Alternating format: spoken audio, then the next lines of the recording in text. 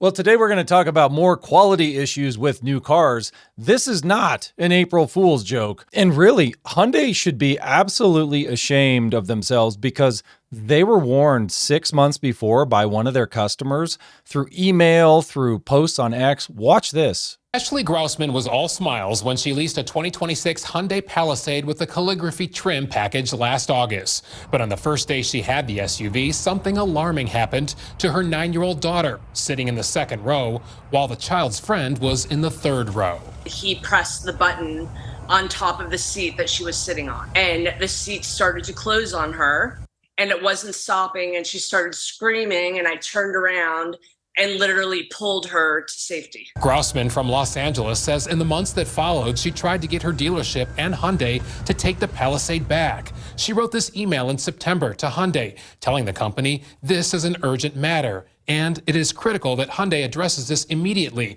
to ensure no risk of harm. And she tagged Hyundai in this post on X.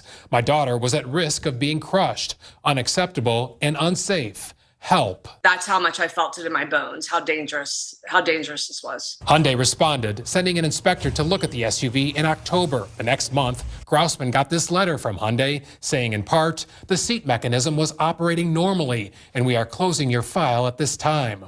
More than 6 months later and 2,400 miles away in Akron, a 2-year-old girl was killed by a power seat in a Palisade. I saw the story about this child that was crushed by the seat, and my heart just sank. I am so heartbroken for this family. The tragedy happened outside this Akron business. Inside a parked Palisade was a mom, an older sibling, and the 2-year-old in the third row. According to this Akron police report, the third row automatic seat collapsed on the child, pinning her. It took bystanders several minutes to free the toddler. There were attempts to release the seat, and they were unable for quite some time to get the seat to retract back to its original position, which caused the child to essentially be crushed and suffocate. On March 17th, I sent this. So absolutely wild that this woman basically notified Hyundai of the problem and said, look, this is a terrible problem. Hyundai had a gift there, a customer telling them what the problem was. They should have reacted the right way. Instead, they closed the file. They take it seriously, but they closed the file.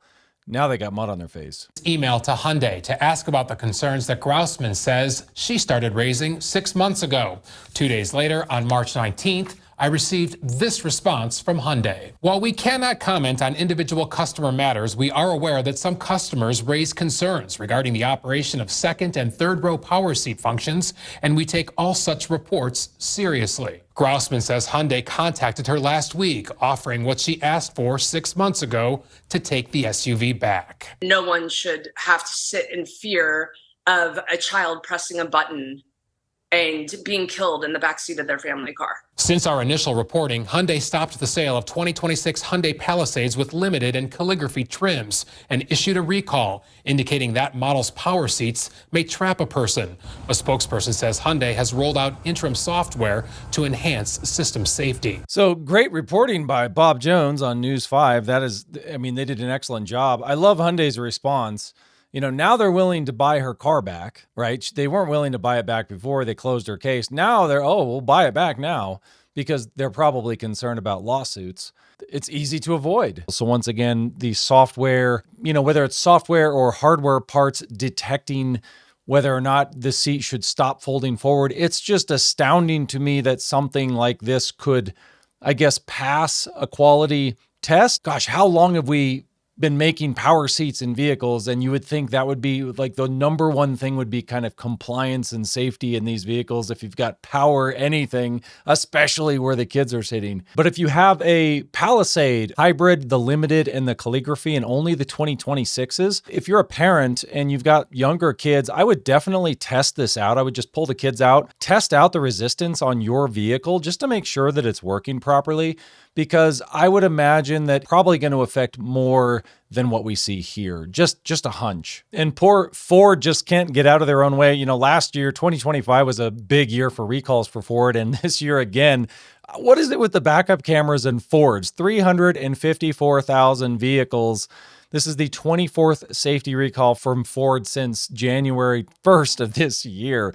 2022 to 2025, Lincoln Navigators, Nautilus, Aviators, and Ford Explorers, 2025 Ford Explorers. It's just funny how they can't get a rear backup camera right. It looks like the blind spot monitors, front camera faults, pre-collision assist would not be available. It's amazing to me because all of my old vehicles that didn't have backup cameras, I would put in like an aftermarket deck, throw in a rear camera, and they would just work for years and years and years. This like cheap stuff I'd buy on Amazon, like a $5 or $10 backup camera along with a Kenwood deck, never had any problems with it. So you can imagine the quality of parts they're putting in these brand new vehicles must just be absolutely abysmal. If you can buy cheap Amazon stuff, like I've done in the past for multiple old vehicles, install it and never have any problems with these things. And gosh, it just seems so weird that the corner cutting, the cost cutting is just so pervasive. Then they also say your ADAS, your full ADAS feature system, pre-collision assist, lane keep assist, blind spot monitoring, all that stuff can fail as well, which is, ugh. Although to be fair, anymore, I'm getting to the point where I kind of like driving cars that just have basic cruise, no automated cruise control, no trying to keep me at the same speed of traffic. I just kind of like driving my vehicle anymore. I don't want the thing automatic braking for me because I'm not on my phone and I don't need the car to drive for me. I'm old school, I guess. And more evidence that software is eating our vehicles. GM recalling about 12,000 Chevy GM trucks. These are all going to be like the bigger 3500s, 2025s, 2026s.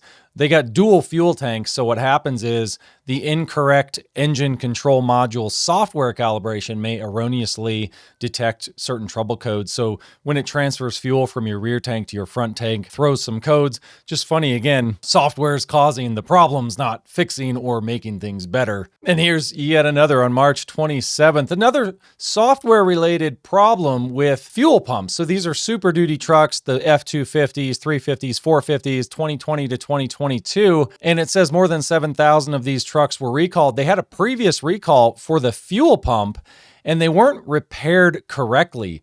They say that they learned about a software version mismatch regarding previous Ford truck fuel pump recall repairs. So they basically flashed these trucks with the wrong software. This is something that leaves people stranded, basically. This is getting ridiculous. They say that the high pressure fuel pumps can fail from biodiesel deposits that form on the pump drivetrain roller components. Kind of makes you wonder how software was going to fix that in the first place, doesn't it? Be interesting to see the details on that. And another Ford recall, 2020 to 2026 Ford Explorers. Apparently the seatbelt anchor bolts and the second row outer seating position may not be secured. Again, quality assurance. And interesting, I see all these moonroofs, like the Tundra moonroofs, those huge moonroofs in the trucks, just shatter sometimes, and then Toyota makes people pay for them out of pocket. This is the Ford Maverick itself, having moonroof glass panels. They're at risk of flying off the truck because they weren't secured properly. They say only 320.